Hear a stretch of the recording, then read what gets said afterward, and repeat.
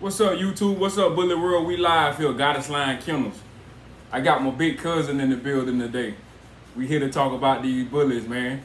He ain't new to the dog world. He just new to the bully game. What's up with you, cuz? Same old, man. Just glad to be in this beautiful state of Georgia again. It's an awesome time to come and visit family and see family. But came on a little business trip, a little adventure, to come pick up a male we just acquired from Rockdale Kennels. That dog they had Tri-County. And so we want to give them a big shout out to Rockdale for, making, that male available for us to acquire him. And big shout out to Aaron over at Queen City Butters for, all the leg work that he done. And, for seeing it through, on the logistical side. Yes, sir. Hey, so tell the people how long you been in the dog game, cuz? Well, when you first started breeding. Well, first of all, you interviewed my mom a couple weeks back, and she told you, it always been a family affair, and we always had dogs. I always grew up with a dog from the Dobermans that my uncle breed down in Miami. You and my mom, y'all discussed that, Yes, sir. on her interview. And so, growing up from time to time, I always had a dog for whatever reason. And but I really, established my first dog yard like in 1996, 97. I had like 21 dogs. I had like 13 game bred American Pit Bull Terriers. Had six blue pits and 2 English Bulldogs actually. Chi Chi and Big Mo. Okay. And, so that's when I really, established my own personal dog yard, and that seemed like a long time ago. That was before Facebook and Instagram came out. It was back when you get AOL, American Online, you have to do the dial up, and it come on your. So it seemed like a long time ago, but man, like I said, I've been doing it, a long time, but kind of got out for a while, insurance purposes actually. Okay. A storm came through, I think it was like in 2011, 2012, and we suffered some roof damage, and that was the time when people down like in Dade and Broward County, they was having a lot of pit bull attacks on people, and they kind of put a ban on them, and so we called insurance. Insurance is just out one day, and he come out, and actually he was from Dade County, and he went back to the office and he raised a fit, and 2 days later we got a letter from the insurance company saying, they were gonna drop us if I didn't get, rid of the dogs, or gave us this outlandish fee that we were gonna have to pay. So I looked at the dogs, and then I looked at the roof. Look at the dogs, and I looked at the roof. Dogs had to go. We had to get that roof fixed. Yeah, definitely. Yeah, so definitely. It was like a 3-week span, man. I had all them dogs sold. Okay. So they were done. And from time to time, I dibble and dabble. I have a dog here and a dog there, and I bring 1 or 2 to the yard. When shouldn't have had them, but we did. Yeah. And I just kept a couple dogs around there. Guys always come around, looking to buy a dog. So if the money right, go grab that out of the backyard. Yes, sir. Yeah, and so I always, kept a dog around for whatever reason, and but like I said, I want to give this bullet venture a try. Okay. Which I think we're gonna do well in it. Because like I say, a dog is a dog to me. When you start breeding them American Pit Bull Terriers. The blood is the blood. Yeah. The truth is in the pudding. Like I say, if we can breed them and and produce a solid dog, I guarantee you, we can put something together with these bullet dogs. Absolutely. Absolutely. Yeah, as long as the blood stay true. So what do you see yourself doing with the in the bully breed? Like what's your ideal look for a bully? Well, I like a correct, from my studies, as of recently, I like a correct dog, but I like that Tri-County dog, that give it that old, the freakish look. Yeah. Everybody like the standard, square jaw, pit bull look, but then I kind of like, the old freakish exotic look a little bit, mix it in, but with the perfect, compact, broad shoulder. Nice structure. Rear. Yeah. So I got a female, that's well put together, Charity, and she's off of that bistro and that heat wave blood. You could come sit right here. You won't be on. She's off. You won't be on. No. She's off of that heat wave and bistro blood, and I got her lined up to breed to a Merle male, Hollywood. They call him Hollywood Heifer, and he carries the Rocco blood. And so my purpose is I'm gonna take some of that blood and get it going and come back, wind back with that Joker's Wild blood on top of that. Yeah, Okay. Blend it up and we should produce a nice dog. Yeah. I think we'll produce a nice dog. We're gonna produce, you know, correct dogs, but we're gonna produce a good looking dog. Put a good product on the ground. Yeah, you know? I like what he looked like too. Yeah, I'm gonna put a nice product on the ground to sell to the people. Yeah, we're gonna put a nice product on the ground. Yeah, so so tell the people what's some of the breeds you done had being in the dog, you know, in the dog world. Well, like I said, I basically ran, you know, the American, you know, pit bull terrier, the game bred stuff, and it was, you know what I mean, the Jeep Red Boy dogs, the Jeep Red Boy Rascal dogs, you know what I mean. Then, you know, towards the end, it was strictly the blackjack stuff. Okay. I mean, strictly the blackjack stuff, and then we had some mighty fine animals come off that blackjack blood. You know what I mean, the blood tried and it's true, and it produced, and man, we found it to be real. Okay. You know, we found that blood to be real. You know, you can't beat it. It got stick and stay power. Yeah. Oh yeah. Yeah, got the stick and stay power. So some of the breeds that you had before the pit bulls, what were some of the breeds you had before the Dobermans? Before the pits? Yeah, Dobermans. I remember as a little boy, my mom talked about it, a dog named Taurus. And you know what I mean, I can remember coming home from school and he always met us at the gate, you know, as little kids, me and my sister. You know, we called it Taurus the Bull. Yeah, Taurus the Bull. And he was a big old black and tan Doberman on the big bone, the rear, the big Doberman. Yeah, not that little skinny, you know, petite stuff. He was one of the bigger ones. More on the show quality. Show quality side. Yeah, you know how Uncle Sonny breed them? Uncle Sonny, that's how he breed them. And then we had one called Diva. Yep, she was a blue Doberman. She hung herself. You know what I mean? She suffered some brain damage, and she was a nutcase after that. And actually, Grandma had the brother to Diva. I think his name was Taz, and he was black and tan. And he reminded us and about, you know, he reminded us that, you know, about our Taurus dog, because they was the same color and almost the same statue. Okay. But that was a little mate to the Diva dog we had, and that was Grandma's dog. Yeah, and I think she said somebody poisoned that dog him, too. And then actually he got rabies also. Yeah, okay, that's okay. Yeah, he had got rabies, and man, you can't go back there, Joker, try to eat you alive, boy. Turn around in circles and stuff. He had rabies. I don't know, you know what I mean, for whatever reason, but and we had a chow, actually, called him Tyson. My mom named him Tyson, Mike Tyson. A Rottweiler. And what happened to that dog? I think we sent that dog to Haiti. Actually, we had she came with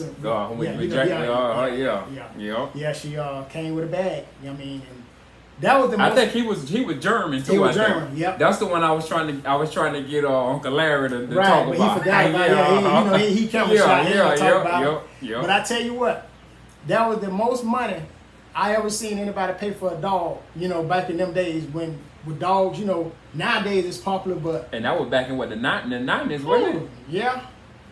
But I'm talking about me personally, back in the days, you know, the lady said, hey, you know, we want to... They had a ship going back home to their home country, and she said they had a mansion house, and she wanted to take a dog back for security. Yeah, and she sent my mama a bag of money. A big old bag of money. They talk about bags these days. That lady sent my mama a bag of money for a dog. You know what I mean? Hey, boy, that dog can go. Yeah, take money. I remember that. Take that money over dog any day of the week. Yeah, I heard that. Hey, and that's how they doing it today. You know what I mean? They always talking about spinning a bag. No, that lady was spinning bags back in the days. She was spinning bag back in the days. Yeah, man. So, what's the most dogs you ever had on your yard at one time? 21. 21 dogs. 21 dogs. Yeah. Grown dogs. Yeah. 21 grown dogs. 21 grown dogs. Long purpose. Yeah, 21 grown dogs. That's a lot of dogs. A lot of dogs, but they always pay for themselves. You know, once I got established, the dog didn't cost me a thing. Yeah. You know, and I understand that, you know, people, you know, want to build a kennel and, you know, but it take time. Yeah. It ain't easy and don't nothing come overnight because, you know, it always demand your constant attention. Yeah, you know, raising puppies, cleaning, and that's the most important thing, cleanliness. You know what I mean? To keep down all infection and disease. Yeah. You know, you got to keep a clean yard if you want to, you know, have a healthy dog. Yeah. So with you being a breeder back in the days when the blues first got popular, what was the most money you think you ever made when you started breeding those dogs? Well, I used to sell puppies for like $1,500 back in the days, you know, and I sold to Indians. Yeah. I mean, it wasn't a problem. they come by and buy them 2 at a time. You know, and it was some boys from back home. You know, they used to date the Indian girls. And they come by and say, hey, Mr. Bob, you got some dogs? I said, yeah, I got a couple pups around here. Y'all come look around. And they come there and, all right, I'll be back. They go out to the reservation, get their girlfriend, and they come back and buy 2, 3 at a time. Yeah. Yeah. No boys spend money, man. You know what I mean? Without question, and then all that, you know, trying to beat you down and drew you down off your prices, they just come back and pay your price up front. You know what I mean? Because I always try to put a good product on the ground. You know what I mean? I ain't never want to, you know, short anybody out of anything, because guess what? If they didn't buy it, I had to keep it and raise it. Yeah, exactly. You know, so you want to try to put a good product on the ground, man.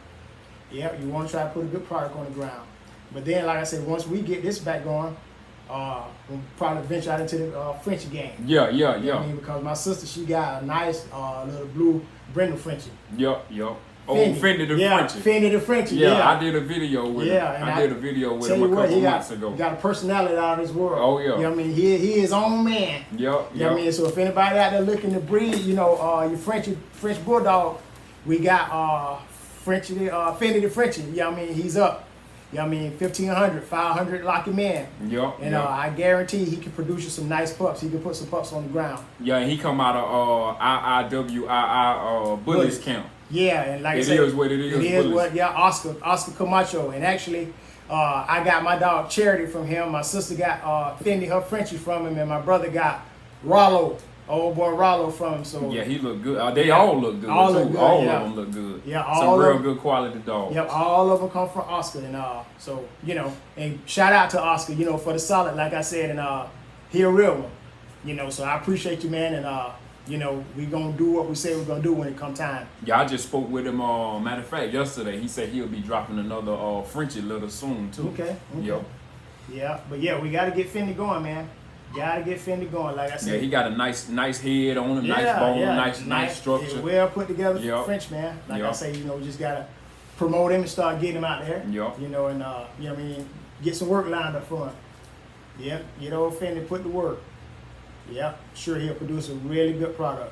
All right, I got one more question for you, Cole. Before I let you go. Okay. So in the bully game, what's in the dog world when you first started, what were some of the obstacles you had to overcome, and what did you do to overcome whatever you had to encounter? Obstacles, I didn't really have many because I never dealt with a whole lot of people. Okay. I you know, like I say, it wasn't this internet stuff. It was, you know what I mean, trust and honesty. You know, word of mouth. You know what I mean? And when guys know you, you know what I mean, and they knew what kind of product you put on the ground, they didn't have any kind of problems. Yeah. You know, but I look around now and I see a lot of backstabbing and, you know, people, you know, telling on people, and then, you know, everybody claim to have the best dog. You know, everybody ain't got the best dog, you know, because it's going to always be somebody to produce a dog better than the dog you got. Yeah. But what you got to do is try to produce the best dog that you can produce. That's and it. Don't compare yourself to nobody. You know, you got to do you. You do what you think right, do what you're supposed to do what's right, and put the best product you can on the ground. And then when you breed something, if you ain't satisfied with it, don't try to sell it to nobody. Because guess what? You're going to be, if it ain't good for them, why it's got to be, if it ain't good for you, why it's got to be good for them. Yep. And people paying you their hard-earned money for them, you know. And I don't want, you know, have nobody want to come back and holler at me about no dog, you know, because at the end of the day, it's just a dog. Yeah, true. You know, I'd rather have a, you know, good friendship relationship with people versus a dog, because I done seen before them same dogs. People, you know, best friends fall out and fight about dogs. One guy I saw got hit, threw in the garbage can, you know, got beat up behind a dog. You know, 2 guys were best friends, but crazy. Fell out behind a dog. You know, so at the end of the day, it ain't worth it to lose your friend, you know, over a dog. So true. Obstacles, like I said, I only dealt with 2 guys. Just 2 guys that I only dealt with dogs throughout my whole, you know, career as breeding dog. I ain't run around, you know, with a big circle. It was just 2 isolated individuals that I dealt with. Okay. Yep. And then I always, you know, kept my dogs clean, vaccinated. I had this girl used to work at the vet. I ain't gonna call no names, you know, bad no blame, but that was, you know, days of the past. But man, she always kept us up, you know, on the latest and greatest medical supplies, you know, medicine. You know, and at times, you know, people are, you know, when they wanted to buy dogs, she sent them to the house. Yeah, You know, she always recommended me. And like I said, we always try to put a good product on the ground. You know, and everybody was satisfied. I never had anybody, you know, to come back, you know, and demand money back for a dog. You know, because I always try to put a good product on the ground. And like I say, you know, they call them bullies now. Yeah, But back in the day, we called them lowriders. Yeah, You know what I mean? I had some of the same looking dogs back then that, you know, we got now, but only thing, they kind of refined them now. Yeah. You know, make them look a little different. They got a little more mass. Mass, yeah, but head pieces, Yeah, man, we had that back in the days, you know, the little Bradley dog, the Fox dog. Yep, true. You know what I mean? And then I had someone with the grit. Yep, oh yeah. Blue dog, real gritty, you know. Oh yeah. Yeah, blue dog, they were real gritty. Oh yeah. And so, you know, I've been around them. You know what I mean? We've done it all. So yeah, but man, I tell you, it's just a pleasure to be here, man. Yeah, hey, you know I appreciate see family you, again. Yeah. Hey, so y'all be on the lookout for 12, 13 bullies, man. It's going down. Right, and I hadn't established a page yet, but we're gonna do it. We're gonna do it. Oh yeah. I'm just trying to, you know, dot my I's and cross my T's before I, you know, launch a page and, you know, talk about putting dogs out there right now, because I got, you know, some stuff to bring when I come. You know, because I want to, you know, be able to offer people, you know, a decent product before but we're gonna get there. Yeah, you know yeah, we gonna open a page, and you know what I mean, we gonna start it up. Like I said, back then, man, it was just, you know, word of mouth. There wasn't all this internet stuff, you know, but and then, you know, sometimes, and it's just about promotion. Yep, that's you know what I mean? But that's sometimes, you know what I mean, it's best to be low key. Yeah. You know what I mean? It's best to be low key. You know, because, you know, what's for you, for you. Yeah, cause it's some real good breeders out there in the Yeah. game right now. They got some of the top dogs Yeah. and getting paid some of the best money right Yeah. now. But they You know what low I key. mean? They got Right. It's enough money for everybody. It's enough for everybody. For Like I everybody, say, you yeah, know? and it's your clientele. Yeah, that's it. You know what I mean? And like I said, You want people to keep coming yeah, back. yeah, So, and then word of mouth ain't never going anywhere. Yeah, Word exactly. of mouth ain't never going anywhere. You know, just cause you don't, you know, advertise, you know, every day, you know, on Instagram and Facebook, that don't mean you ain't gonna get your portion. Yeah, exactly. You know what I mean? Yeah. Exactly. Yeah, that ain't mean you ain't gonna get your portion. Exactly. Yeah, oh yeah. Yeah, but like I said, we gonna start doing advertisement and stuff. We gonna get there. Yep. You know what I mean? But like I said, I just wanna, you know, focus and concentrating on getting, you know, the animals that I need put in place, and yeah, we gonna start, you know what I mean, getting it done, man. Yeah, Yes, I'm sir. excited about it. Yeah, like I say, there's a family affair.